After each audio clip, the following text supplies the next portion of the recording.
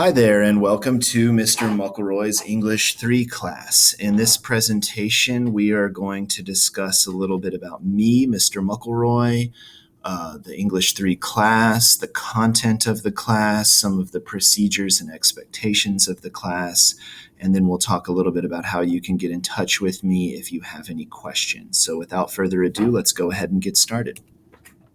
I am Mr. Muckleroy. Most of my students call me Mr. Muck. You can feel free to call me Mr. Muck if you so choose.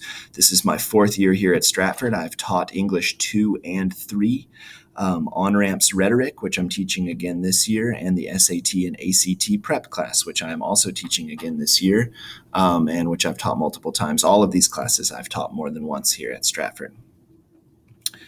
A little bit more about me and my interests, just so you have some idea about me as a person. I was born and raised in Austin, Texas, where I went to the University of Texas and graduated with a degree in Germanic linguistics. I am also born and raised a Houston Astros fan. My dad was an Astros fan. My grandfather was a Colt 45s fan, I should say, an Astros fan. And I played baseball my whole life. I'm a huge baseball fan, huge Astros fan. Go Astros. I also played and coached and refereed rugby in college and in high school, so I'm very interested in rugby still to this day. The Austin Blacks were my local club in Austin, so there's their logo there on the screen.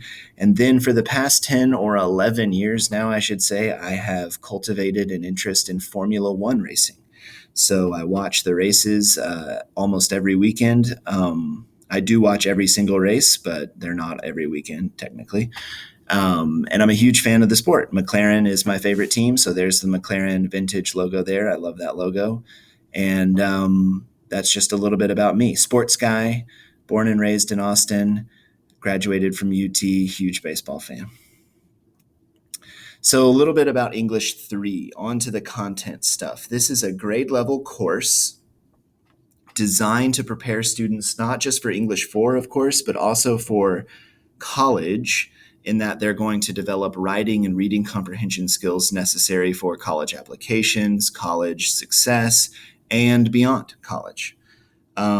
We are going to read a variety of texts contingent to American literature, which I think is really neat about this course, because we're going to go through American history, starting with Native American myth, through colonialism, through the Great Gatsby and the Roaring Twenties, all the way up to the modern day, reading poetry, plays, short stories, novels, you name it, learning all that English stuff along the way. So we're going to be talking about author's purpose. We're going to be talking about rhetorical devices and persuasion, etc.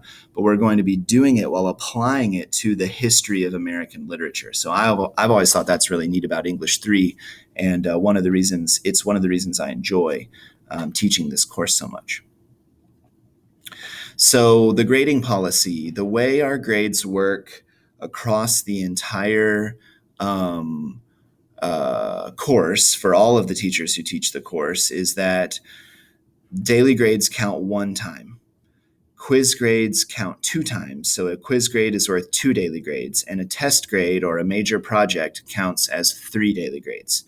So this isn't super important to the student, his or herself, but it is important for the gradebook, just so you understand how the gradebook works. I do take late work, up to a full week late, for full credit. Now, after a week late, I'm flexible about taking late work. I will usually take points off for work being late after a week late, but I want to communicate about getting work in. I'm not in the business of giving zeros and failing students. I want to work with students to get their work in. But the key here is communication with me, and we'll talk a little bit more later in the slideshow about how you can communicate with me, how the student or the parent can communicate with me about how to get that work turned in. Now, note number 3, you've probably already noticed, says, my flexibility does not extend to the last day, or really it should say to the last week of the 9 weeks.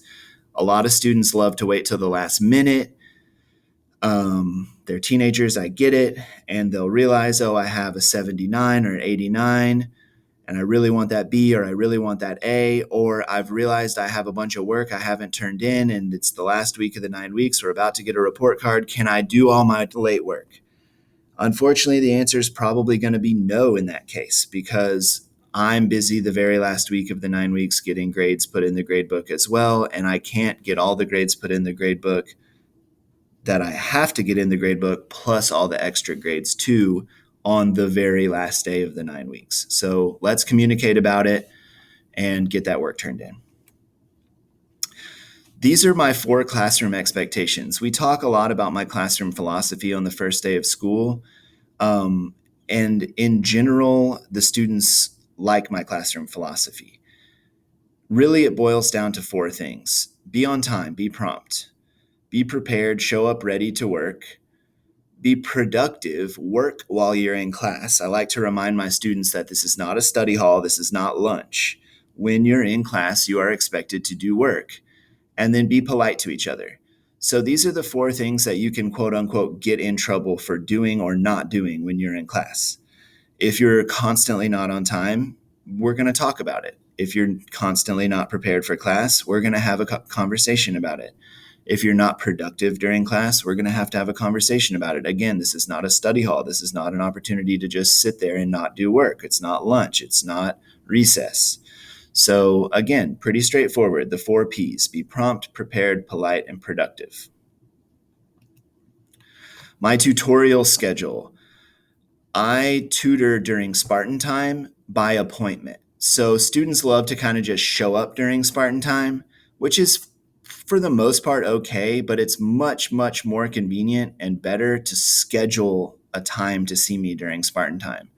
It works better for the administrators. It works better for your own Spartan time teacher, for me. So come see me. I'll write you a pass and you can come to my Spartan time that day or the next day. Tuesdays, I'm always here early. So you can show up. I'm usually here even before 7 o'clock and you can see me before school. Thursdays, I stay late after school. Usually I cap that time at about an hour. But if it runs beyond that, it won't run much beyond that. My 4th option for tutorial is any other time. So, of course, if you can't make it Tuesday, you can't make it Thursday, or you can't make it during Spartan time, come and see me. But you need to make an appointment. Okay, so don't show up on Tuesday during school and say, let's say Wednesday. Don't show up Wednesday and say, hey, can I come after school today?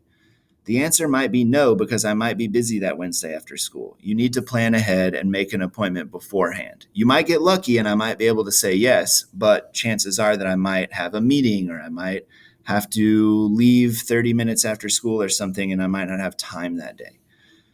Now, there is a note here about my Spartan time appointments. I reserve my Wednesday Spartan times for my online learners. We do actually have online learners this year. If a student has to stay home and quarantine because they get COVID, then they will be able to reach out to me Wednesday Spartan times online on Zoom. And my link for that Zoom link is on my It's Learning page. It's on every It's Learning page. So if you're in my English 3 class, you can find my link to my online Spartan time tutorial on my It's Learning page. This would be a good time for you, parents and guardians, to join my Remind class.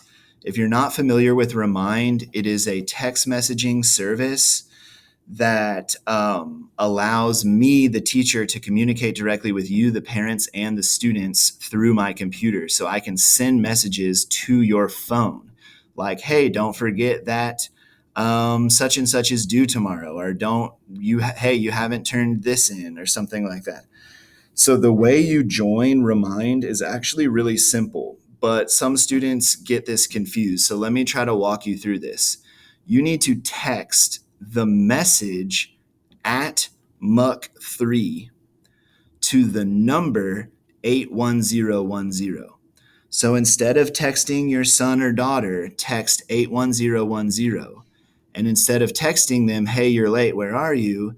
Text at Muck3. That should automatically join you to my Remind. So I'll leave this screen up for another second or so you can take a picture of it, or you can get this information and join my Remind.